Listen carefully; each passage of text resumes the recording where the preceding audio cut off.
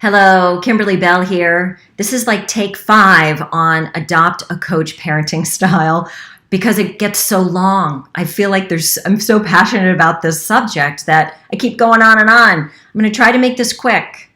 We're going to use a scenario of something's happened with a child.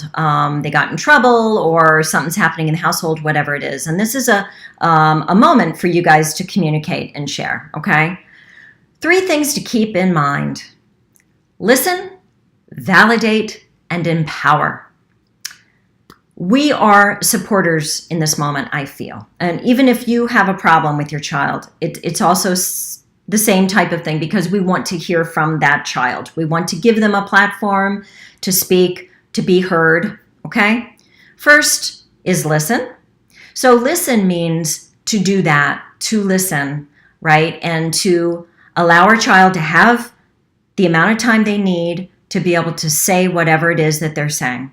So for some of us, this could be a challenge. I know for me, that's one of those things that has always, I just lose myself and forget that I'm talking over somebody. But try to keep yourself in check. And if you catch yourself, say, you know what, honey, I'm sorry, continue. I really want to hear what you have to say. So listening is really important. And also listening with our bodies, right?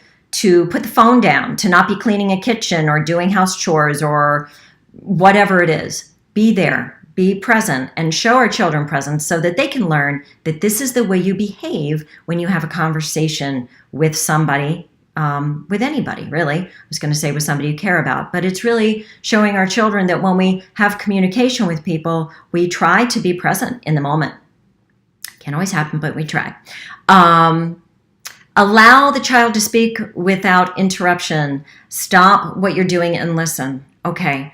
So the other thing I think I wanted to say was when you do speak, less is more. Some of us tend to go on, and we don't mean to, but we kind of go past the point of. So try to keep it concise. When it comes to validate, the feeling of validation is really like we're there to support them. We're there to validate what they feel, how they feel, what their experience is. You can say things like, I have felt that way before, I think. I can appreciate how you feel. I'm sorry you're going through this. And really important too is to get some clarity from them, right? When you want to make sure, when you validate what they're saying, you want to make sure you understand it fully. So it's really okay to ask clarifying questions like, do I have this right? Or can you help me understand this better? And empower.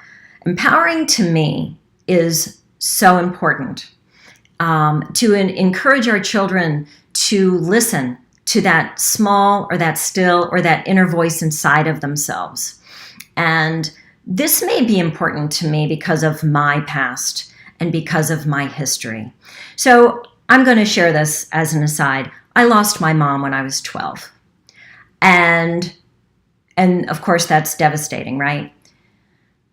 And then when I had my first child, I also thought that I might not make it to his first birthday because we thought that I was sick. And in that moment, I made a decision that I was going to parent from a place of, I want to make sure that I help my children learn how to feel like they can navigate their lives in case I have to leave early, right? Because we don't know what this life holds. We don't know when we're going. So that was my perspective, and maybe that's why this is so important to me. But I feel like it is really valid. What I'm saying here is important. So encourage our children to listen to that inner voice. To also encourage our children to be okay if we change our minds about things. It's okay. We constantly change our minds. We get different feelings about things. I'm not talking about somebody who changes their mind constantly, but I am talking about the way I was raised was once you said you were going to, do something or you committed to something, that was it. It was over. Didn't care if you liked it or not. And I think a lot of us struggle with some of those things when it comes to our kids. But I believe that there's always a solution with working it out with a third party, or, having our children follow through on a commitment in some way, whatever that happens to be. But I like our kids to feel like it's okay to change our mind about things. It's also okay if we don't like something. Sometimes we have to do things we don't like, right? But that's kind of the way it is. I mean, that's life, right? Life often brings us things that we're not loving, but we have to do it anyway. So, but it's okay to feel that way. And also, too, I feel it's really important to let our kids come up with a plan, a solution to whatever the issue is. I think it's hugely validating for the child, and it gives them confidence as they get older to actually be able to make decisions and share ideas and do these things in life when they leave our home.